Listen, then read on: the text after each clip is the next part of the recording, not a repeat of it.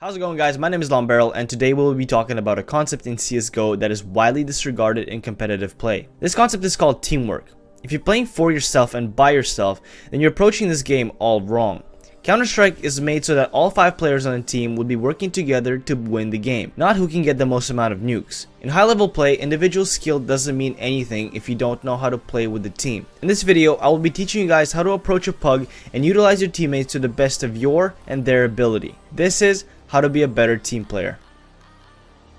Individual skill is not the only way to read someone's in-game intellect. Their ability to play with teamwork greatly shows how smart they are as a player. Smart players are able to utilize their teammates in order to accomplish a task in game. You'll want to assess each situation and think how you can use your teammates in order to gain an advantage. The most common way to use your teammates is to ask for a pop flash or to offer to pop flash them.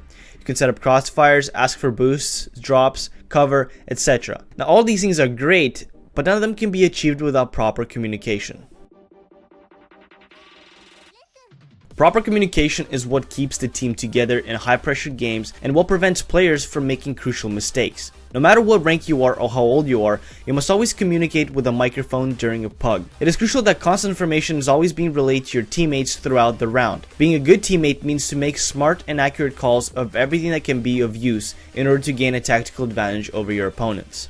First things first, you want to make sure your mic button is easily accessible and easy to press without putting yourself in a disadvantage while using it. Your mic button should be used to the point of it almost being a habit. Too many people wait to use their mics until they're done with the engagement, but at that point it may already be too late. You should always be ready to call the information before the engagement happens. If you see an enemy, before taking the duel, call out his position so that your teammates will know where he is should you go down. And if you won the duel, don't forget to call that he's dead so the rest of the team won't have to worry about it. Speech filtering is equally as important as knowing when to make the call. Part of communicating is knowing what is and what isn't appropriate to say during high pressure rounds. If you find yourself complaining a lot, getting frustrated during games, making excuses, then you should work on filtering your information. Nobody cares that you did 99 and 4 or that he pre-fired you. Make the call immediately after your death, and only then you may complain to yourself off mic. Attempt not to be obnoxious with your callouts. For example, if you see 3 long, don't keep spamming 3 long over and over again. Generally, saying it twice is sufficient. Also, try to work on making calls with a lot of energy. Part of making good calls is knowing at what energy you should make the call to make sure it catches the attention of your teammates.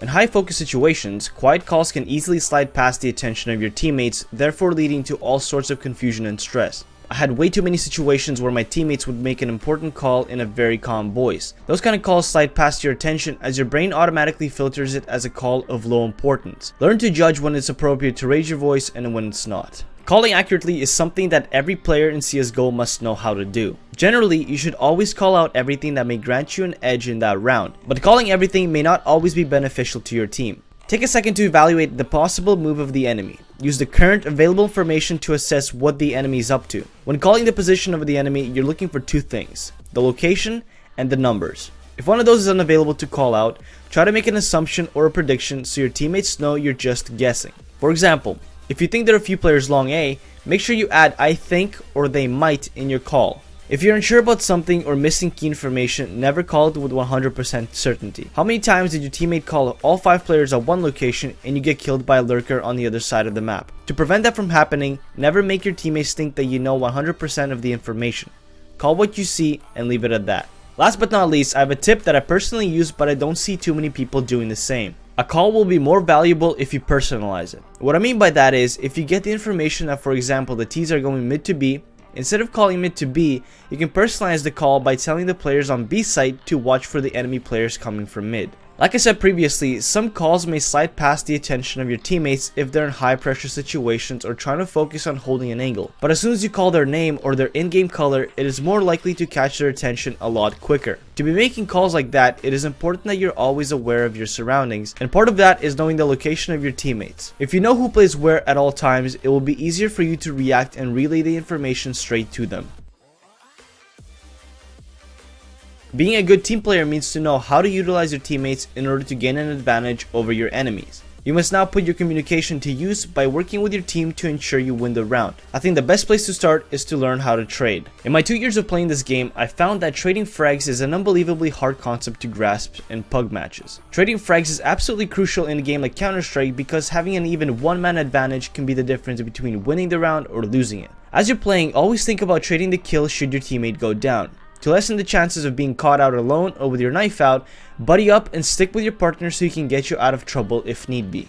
The best way to ensure you can make a trade is to talk to your teammate and make sure he'll tell you if or when he's planning to push or make an aggressive peek. In case he's planning on pushing out, you'll want to stay reasonably close to him and make sure you'll be able to take the engagement at the same time he does. If your teammate goes first, keep in mind the timing of your push. If you go too soon, you might line up for a double spray down, but if you wait too long, you might miss the opportunity for a refrag. The point is, you should never let your teammate go in by himself. That's called baiting, and that's not how it's supposed to be done. A lot of times during matches, you'll have a teammate pushing for map control without any sort of coordination. As much as it feels wrong, the best thing to do is to follow them in and help them by trading the frag or clearing that part of the map. Your teammate may be in the wrong for pushing uncalled for, but you'd be just as useless for staying behind and letting him give up the advantage to the enemy team. Sometimes it takes one person to take the initiative and win the round for his whole team. Believe it or not, baiting your teammates is an actual technique that, if done correctly, can give you a big advantage over your enemies. So many people are afraid of baiting that they fail to see the benefits of using your teammates as bait. Of course, there are times where baiting is appropriate and times when it's not. You should always be vocal if you're planning to bait your teammates, and only bait if you're 100% certain that your plan is going to work. Repay the favor by offering to be baited once in a while as well. To know when you should bait and when you shouldn't is completely situational. To know you're making the right choice, here's some examples of proper baiting. Your teammate is running into B site while you wait by CT spawn for the oblivious enemies. While they're concentrated on your teammate, you get a cheeky double kill. An enemy opper is holding an angle while you keep him distracted by being the bait. Your teammate gets an easy kill because the enemy opper was not expecting him. You got the bomb planted and it's a 2vx situation. You can both play a position which is usually played by only one player. You let your teammate peek while you stay hidden. Once your teammate dies, the enemy won't expect you to be in the same spot. And lastly, sometimes letting your teammate go in first on a retake while you delay your push might make the enemy think you're coming from a different direction, and therefore it's a good opportunity to catch him off guard. As you can tell, there are many good ways to bait or be baited. As long as you communicate properly and make sure you're confident in what you're doing, you can really get some work done. Just remember that a bad bait is anything that puts your teammates' lives at risk without any compromise. Anytime you bait for the sake of getting a couple of kills for yourself or to save your stats, you're simply being a scumbag. Being a good team player means to know how to coordinate with your teammates in order to succeed. Coordination involves anything that has to do with 2 or more players. Knowing how to coordinate with your team will ensure that you get the job done as efficiently as possible. Great coordination requires good communication and perfect timing. The best example of team coordination happens when you're retaking the site. You must make sure everyone on your team pushes out together. The best way to do this is to count to 3 and collectively make the push. Sometimes you can coordinate a retake by offering to pop flash your team in. Make sure your team is in position and on your count, pop flash site and push. The more players alive, the harder it is to stay coordinated, but as long as your comms are clear and on point, it shouldn't be too tough of a challenge. Holding defensive angles with a teammate also requires great coordination. In those scenarios, your job is to hold back the enemy as long as possible, therefore every flash, smoke, and molly counts. You must talk to your teammate and decide who will smoke the entrance first. Don't be that guy and just assume. A wasted smoke means you might give up the position way too early, therefore handing over the advantage. In this situation, the enemy might push at any second, so you must always make sure that one of you has their gun out at all times. Imagine getting into a situation where one has a smoke out and the other one is reloading. Not so fun, I would assume. In higher tier CS, the enemy players will almost always pop flash common spots when taking map control.